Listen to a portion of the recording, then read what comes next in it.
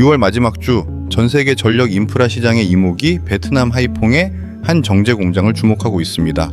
LS 에코 에너지가 야심차게 구축한 비중국산 히토류 공급망이 과연 이론을 넘어 실제 상업 가동 수요를 증명할 수 있을지 오늘 그 물리적 지표들을 냉정하게 파헤쳐 보겠습니다. 단순히 전선 테마주로 이 기업을 정의하기엔 지금 LS 에코 에너지가 직면한 변수들은 매우 복잡하고 정교합니다. 저는 오늘 이 종목의 장밋빛 미래만을 이야기하진 않겠습니다. 오히려 시장에 퍼진 낙관론 이면에 숨겨진 세 가지 핵심 리스크와 이를 상쇄할 물리적 증거들을 대조해보려 합니다. 우리가 오늘 확인해야 할 데이터는 베트남 정제시설의 실제 가동률, 런던 금속거래소 구리 가격 변동에 따른 마진 압박, 그리고 관세청 통계에 나타난 히토류 수입 단가의 추이입니다. 자, 그럼 왜 글로벌 자본이 이 기업의 행보에 긴장하고 있는지 그 이면의 실체부터 확인해 보겠습니다. 첫 번째로 우리가 검증해야 할 물리적 증거는 인적 자원의 이동이 가리키는 실제 가동률입니다. 기업의 공시는 늦지만 사람의 움직임은 거짓말을 하지 않습니다. LS 에코 에너지의 베트남 법인인 LSVI나의 최근 인력 구조를 정밀 분석해 보면 지난 3개월간 현지에서 채용된 인원들이 기존 전력선 생산직이 아닌 금속 재련과 분리정제 전문가들로 채워졌음을 알 수 있습니다. 이는 히토류 사업이 단순한 계획을 넘어 양산 단계에 진입했다는 신호이지만 동시에 기존 본업인 전선 사업의 인건비 비중 상승이라는 부메랑으로 돌아올 수 있습니다. 사람이 모이는 곳에 돈이 흐르지만 그 비용이 매출 발생 속도를 앞지르는 구간은 투자자에게 가장 냉정한 판단을 요구하는 시기입니다. 6월 현재 하노이 인근 정제시설로 집결한 기술진들이 내놓아야 할 답은 단순한 생산량이 아니라 유효 성분을 얼마나 순도 높게 뽑아내느냐는 수율에 달려 있습니다. 이러한 인력의 움직임은 자연스럽게 LS 에코 에너지가 구축한 기술적 성벽에 대한 의문으로 이어집니다. 최근 특허청에 공시된 LS 에코 에너지의 히토류 산화물 고순도 분리, 공정 관련 특허들을 보면은 이온 교환 수지 공법을 통해 99.9% 이상의 순도를 확보했다고 명시되어 있습니다. 하지만 우리는 이를 보수적으로 해석해야 합니다. 연구실에서의 성공이 실제 대량 생산 라인에서도 동일한 수율로 나타날지는 별개의 문제입니다. 특히 6월 말 북미로 향할 첫 번째 연구자석 소재는 향후 10년 이상의 장기 공급 계약을 결정지을 품질 테스트의 성격이 매우 강합니다.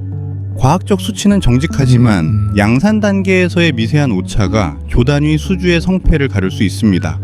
따라서 이번 6월의 실제 출하 데이터가 특허상의 수치와 일치하는지 확인하는 것이 우리의 첫 번째 팩트 체크 포인트입니다.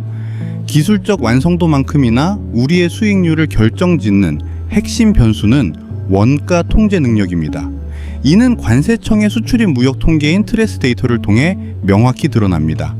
최근 베트남에서 국내로 그리고 다시 북미로 이어지는 히토류 관련 품목의 수출 단가를 분석한 결과 원재료인 히토류 광석의 수입 단가가 작년 대비 40% 이상 급등한 사실을 확인했습니다. 문제는 매출의 외형 성장이 아니라 마진율입니다. 원재료 가격 상승분을 글로벌 고객사에게 온전히 전이시키지 못한다면 LS 에코 에너지의 신사업은 속 빈 강정이 될 위험이 있습니다. 무역 통계는 국가가 공인하는 기록이며 기업의 화려한 발표 뒤에 숨겨진 마진 훼손의 징후를 가장 정확하게 포착합니다. 데이터가 우상향한다라고 무조건 안심할 것이 아니라 그 매출 곡선의 기울기가 원재료비 상승 곡선을 압도하고 있는지 냉정하게 따져봐야 할 시점입니다. 그렇다면 이 모든 복합적인 움직임이 실질적으로 기업의 현금 흐름에는 어떤 영향을 미치고 있을까요? 금융감독원 전자공시 시스템 다트의 재무제표 주석에 숨겨진 리스크를 파헤쳐 보면은 그 답이 보입니다. 전문가들은 요약된 손익계산서보다 주석에 적힌 부채와 손실의 성격에 주목합니다. LS 에코 에너지의 최근 보고서에서는 외화 환산 손실과 구리 선물 계약 관련 파생상품 평가 손실 항목이 눈에 띄게 증가했음을 알 수 있습니다.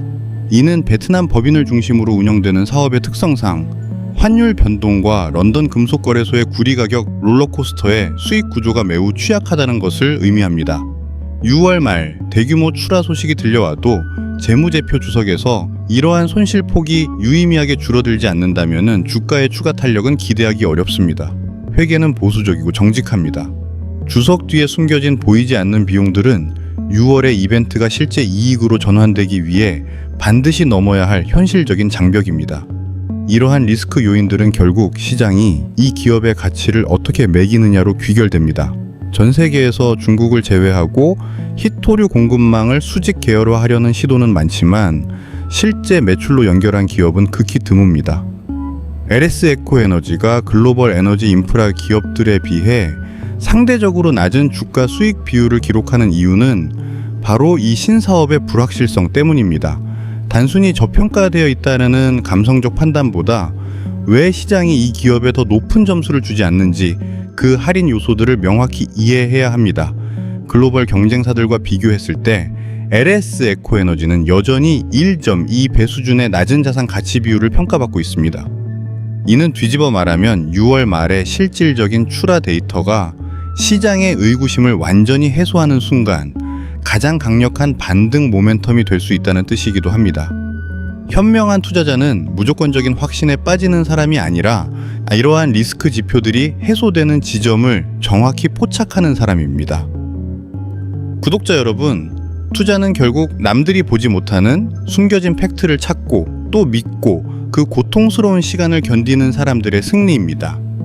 6월 마지막 주 베트남에서 출발할 첫 번째 히토류 컨테이너가 우리에게 가져다 줄 것은 단순한 수익일까요? 아니면 또 다른 숙제일까요? 시장의 소음이나 단기적인 테마의 흐름에 흔들리지 마십시오. 여러분이 쥐고 계신 그 데이터의 차가운 냉정함이 다가올 하반기 여러분의 소중한 자산을 지켜줄 유일한 방패입니다.